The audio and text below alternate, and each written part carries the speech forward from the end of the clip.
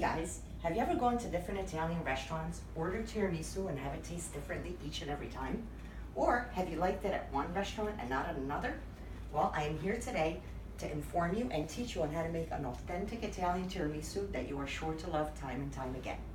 I would love to share this recipe with you because I also have gone to so-called Italian restaurants, have ordered tiramisu, not liked it, or kept trying to compare it to my mom's recipe. Having grown up in Italy, I know what authentic Italian tiramisu is supposed to taste like. So I will be discussing the following topics with you today: the assembly and materials needed to make the tiramisu, the assembly process, and finally the finished dessert. So now let's begin by talking about the ingredient list. Remember that gathering the right ingredients is essential to making your tiramisu according to my mom's recipe. You will need 2 boxes of Ferrara Italian ladyfingers. These ladyfingers can be found at the ethnic aisle of your supermarket. You will need 1 cup of granulated sugar, 6 eggs, 2 small or 1 large container of mascarpone cheese, which can be found where all the other specialty cheeses from around the world are sold at your supermarket, 1 teaspoon of pure vanilla extract, 1 teaspoon of rum extract, and also 1 teaspoon of unsweetened cocoa powder. Remember that by substituting any of these ingredients may compromise the authenticity of your tiramisu.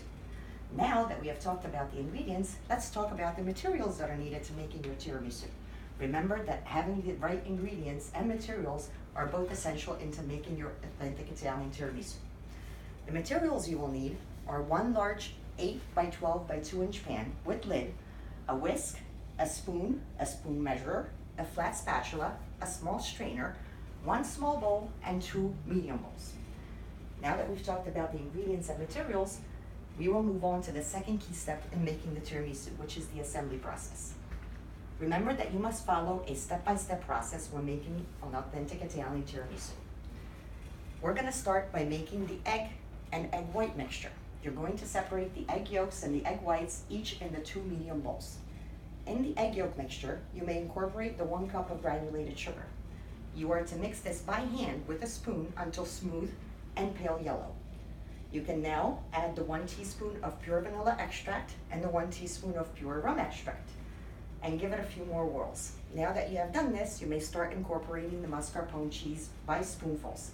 You will see that the mixture will gradually lighten in color and become more pale yellow and smooth. You are now done the first step in the assembly process. You may set the mixture aside and put it in the refrigerator. Now we move on to whisking the egg whites. You are going to whisk the egg whites until they are hardened and peaks form. Once this is done, you may now combine the mixture. You are going to add the egg whites into the egg yolks until smooth and well incorporated, and again set aside into the refrigerator. Now we may start the assembly process, which is the layering. You are going to soak each ladyfinger in your cool to room temperature espresso. Each ladyfinger must then be turned vertically so that any excess espresso drips out of the ladyfinger so your dessert does not turn out soggy. Once you have done this, each individual ladyfinger gets put on the first layer of the pan. This should give you about 3 rows of ladyfingers. You may now generously spoon the cream mixture you have created over the ladyfingers until they are no longer visible. You are going to repeat steps 2 and 3 2 times, ending with a layer of cream. The final step in the assembly process is now putting the 1 teaspoon of the unsweetened cocoa powder into the small strainer and generously sprinkling it on top of your cream mixture. Now that we have learned the ingredients, materials, and the assembly process needed to make your tiramisu, we are going to move on to the final step, which is the finished dessert. For the finished dessert, you are going to cover your pan very tightly. Make sure that there's no air pockets or anything like that coming out, as this may compromise the taste and the deliciousness of the dessert. Tiramisu is great because it is a no baking dessert. So what you're going to do is put it in the refrigerator overnight.